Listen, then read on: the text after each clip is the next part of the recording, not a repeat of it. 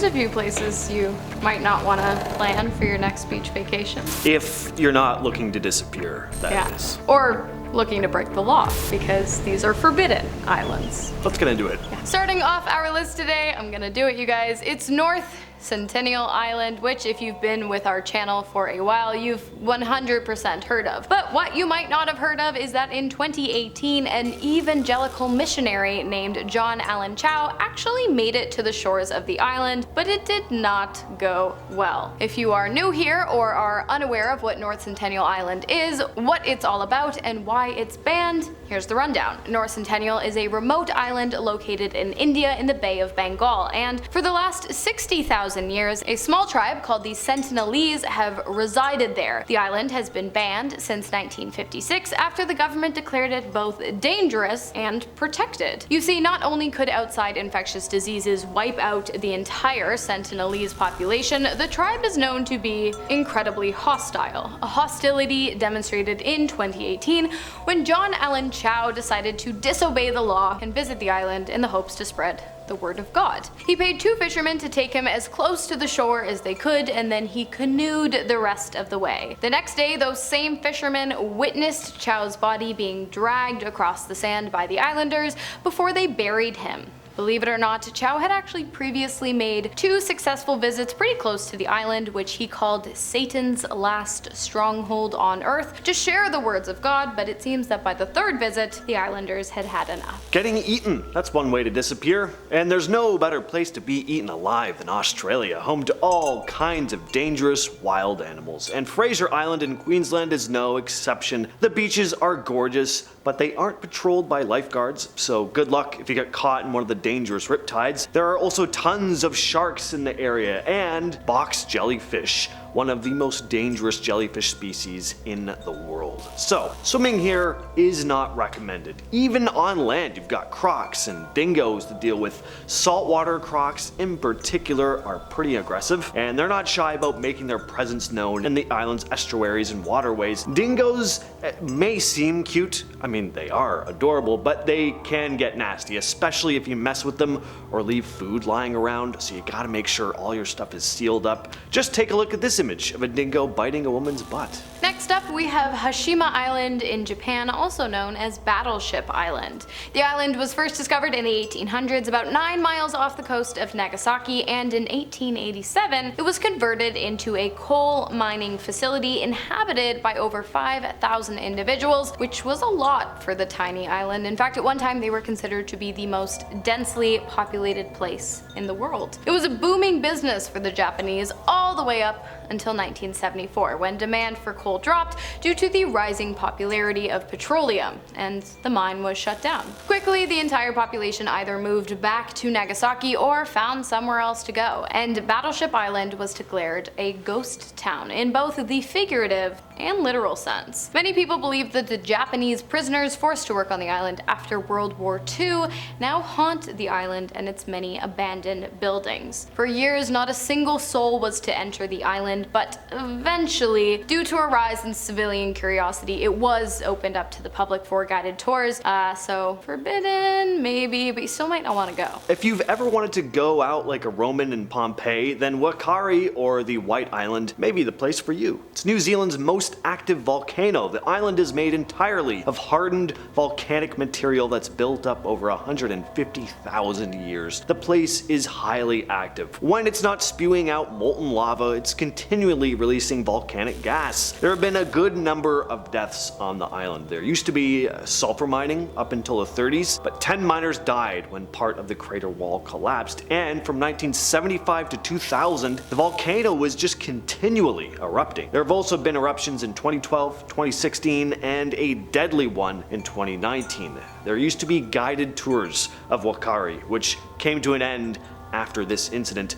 On December 9th of 2019, there was a large eruption. Unfortunately, there were also 47 people on the island at the time. 22 of them were killed, 25 were injured with severe burns. Today, you can only see the island on boat and plane tours, and that is definitely for the best. Moving on to Povelia Island in Italy, the small island located between Venice and Lido that was once used as a quarantine center for those infected with the plague. The island is said to have hosted over 160,000 infected individuals who, upon their demise, were either buried in massively overcrowded graves or simply burned due to said overcrowding. There are even reports out there that state that a whopping 50% of the island's soil is actually consistent with literal human remains. And believe it or not, it doesn't actually end there. As in the late 1800s, the island was also used as a mental hospital where it is believed one of the doctors routinely tormented his patients. And if that's not enough, because of all this, it is now believed that the island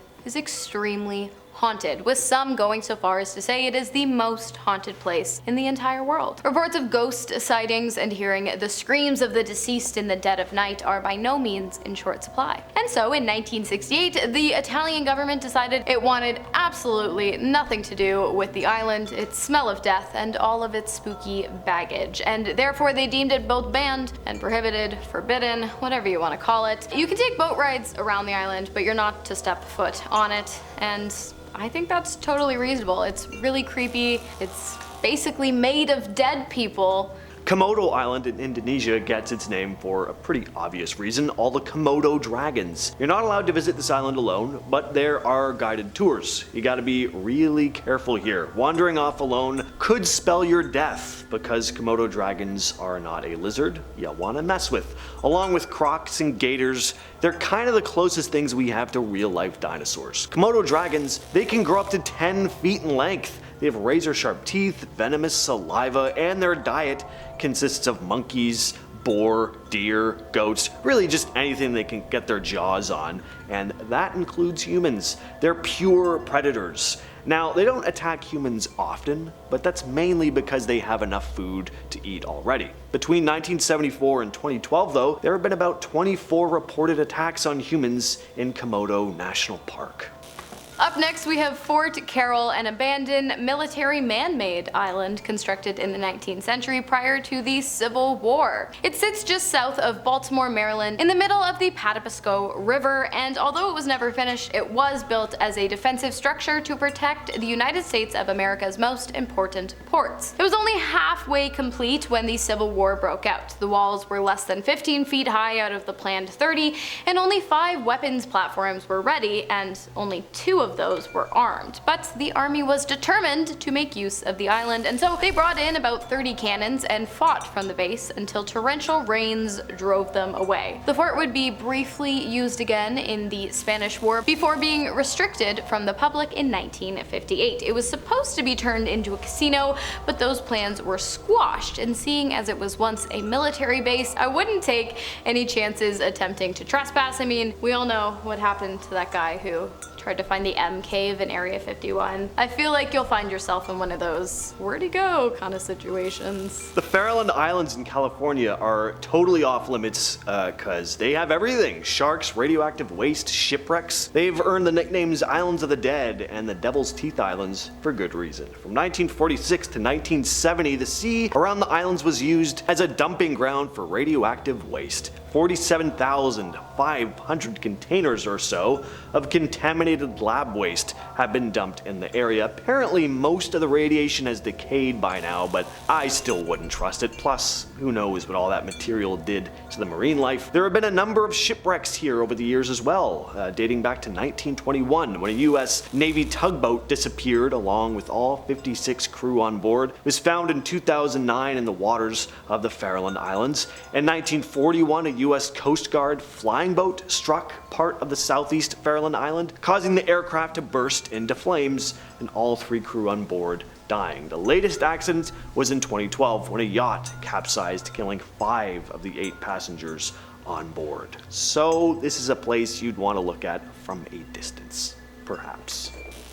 Next up, we have Poison Gas Island, also known as Rabbit Island. In 1925, after the signing of the Geneva Protocol banning chemical warfare worldwide, Japan became very weary about the idea that both the United States and Europe had been secretly continuing to produce chemical weapons behind their back. In order to protect themselves, Japan took claim of a small isolated island, which was then removed from the maps created in the area. The Japanese government then went on to set up a chemical weapons facility on the island, manned by laborers who were actually unaware of what they were producing. Workers spent hours on end, for days on end, for weeks on end, producing mustard gas and tear gas without taking any of the necessary precautionary measures, which led to a whole bunch of the workers later suffering from toxic exposure-related illnesses. The island was shut down in 1929, during which time all documents mentioning the weapons plant were destroyed, and all of the leftover gas was either dumped or buried around the island. While the island was once, of course, strictly banned to the public because of the fact that you could get poisoned by chemical weapons, and is now reopened for tours at the Okushima Poisonous Gas Museum, and it's also known for its massive wild rabbit population, which is super random. No one really knows why. Vozrozhdeniya is in Uzbekistan isn't technically an island anymore. The Aral Sea started drying up, turning Vozrozhdeniya into a peninsula, which is pretty bad considering how contaminated it is. Back in the day, it was used as a testing ground for biological weapons by the Soviet Union. This went on from 1936 to about 1992. The place is littered with old labs and testing sites where all sorts of nasty stuff was cooked up. We're talking about diseases like anthrax, smallpox, and the plague being unleashed on innocent animals for so-called research purposes. And as you can imagine, when you mess around with that kind of stuff, things tend to get messy. There were accidental outbreaks, including an outbreak of anthrax which killed 105 people. So contamination is a big issue here. The soil and water are probably crawling with all sorts of pathogens and toxins from decades of bioweapons testing. Not exactly the kind of place you'd want to go for a picnic. There you have it, some scary islands. They're not all forbidden, we know. I know there's gonna be someone in the comments, that's not technically forbidden. Unsubscribing. No, all right? Come on, guys. So they're dangerous. Yeah. They're dangerous islands. Yeah. Don't go there anyway. You could disappear in your bathroom. So, That's true too. you know, the sentiment stands. Yeah, I've been your host, James. I've been your host, Hannah. We'll catch you next time. Yeah, we will. Don't disappear.